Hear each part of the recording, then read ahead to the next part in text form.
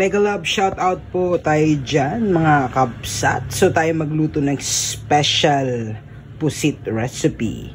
So ito po ang ating pusit na fresh ang bawang, sibuyas, maraming kamatis, toyo, ang suka, ang siling green, siling red, daon ng sibuyas, pepper. Let's get started. Simulan na po natin ang ating pagluto ng special pusit recipe. So unahin po natin ang bawang, sibuyas at ang ating mamahaling tomatoes. So pagsamahin na po natin yung bawang, ang ating sibuyas, and just mix it all together.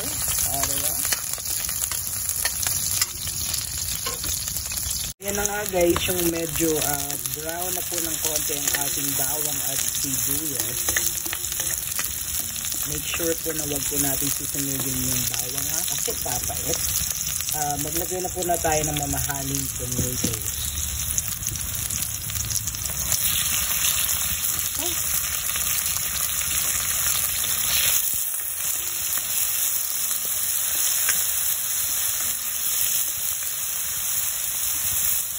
Habang ginigisa po natin ng kamatis, lagyan po natin ng konting patis para mas blend.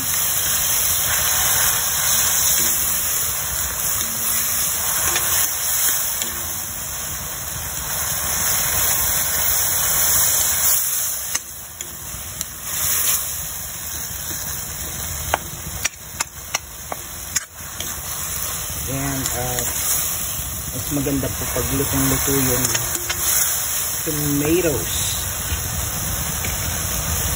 So, ayan po, medyo luto-luto na. We can add black pepper. Maglagay na po tayo ng konting betsin. Maglagay na po natin siya ng konting toyo. And guys,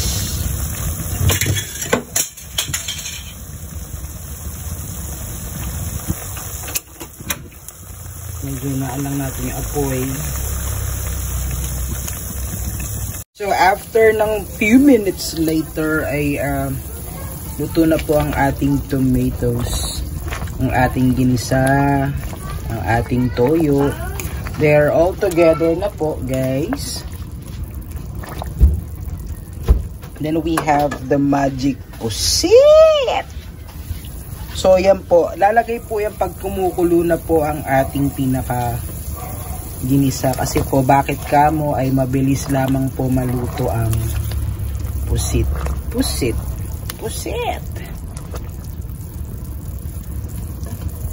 So lagay na po natin yan. Gusto nyo po lagyan ng design, nasa inyo po yan kung anong gusto nyo. So just add the squid. So this is worth like 200 pesos po yung puset.